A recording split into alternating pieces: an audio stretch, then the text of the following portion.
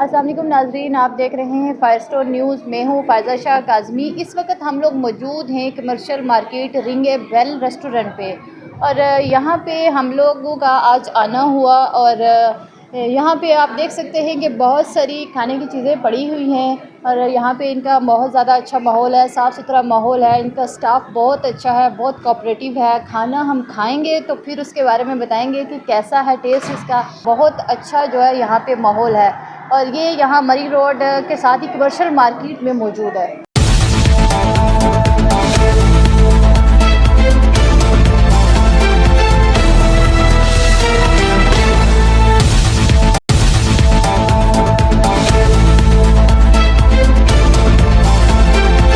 और अभी हमने खाना खाया है, रिंग ए बेल रेस्टोरेंट के ऊपर हम मौजूद हैं और खाना खाया। खाने का टेस्ट बहुत अच्छा है, और मैं रिकमेंड करूँगी आप सब लोगों को भी कि कमर्शियल मार्केट जब भी आना हो, तहज़ीब बेकर के साथ ये यहाँ बेसमेंट में रिंग ए बेल के नाम से रेस्टोरेंट मौजूद है, और आप यहाँ पे आएँ और इनका टेस्ट लाजमी चेक करें। हर चीज़ बेहतरीन, हर चीज़ का टेस्ट बहुत अच्छा है, और यहाँ का स्टाफ भी बहुत अच्छा है, और साफ़ सुथरा माहौल है। तो आप सब भी ज़रूर आइए और खाने का टेस्ट